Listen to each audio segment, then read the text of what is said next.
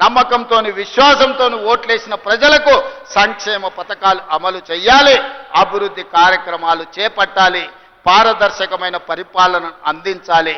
ఇవాళ సంక్షేమ పథకాలు అమలు చేయాలంటే రాష్ట్రానికి ఆదాయం రావాలి. రాష్ట్రానికి ఆదాయం పెరగాలంటే ఐటీ ఫార్మా ఇండస్ట్రీతో పాటు ఇవాళ ఇండస్ట్రియల్ పార్కులు రావాలి, పరిశ్రమలు వచ్చి పెట్టుబడులు పెట్టి మన నిరుద్యోగ యువకులకు ఉద్యోగాలు వచ్చి రాష్ట్ర ఆదాయం పెరిగితే ఆదాయాన్ని పెంచాలి, పేదలకు పంచాలి అనే లక్ష్యంతో ఈరోజు రాష్ట్రాన్ని ముందుకు నడిపిస్తున్నాం.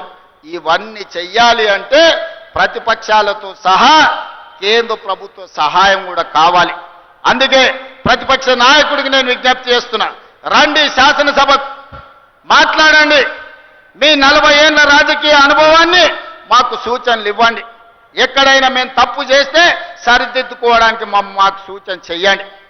మీరు అధికారం ఉంటేనే వస్తాను, లేకపోతే నేను పోయి ఫామ్ హౌస్లో పడుకుంటానంటే ప్రజలే ఆలోచించి విచక్షణతోని ప్రజలే నిర్ణయం తీసుకుంటారు.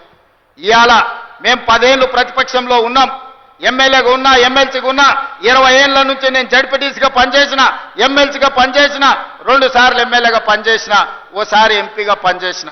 ఈ 20 ఏళ్లలో ఎన్నడూ నేను అధికారంలో లేను, కానీ ఏ ఒక్క రోజు కూడా సెలవు తీసుకోలే.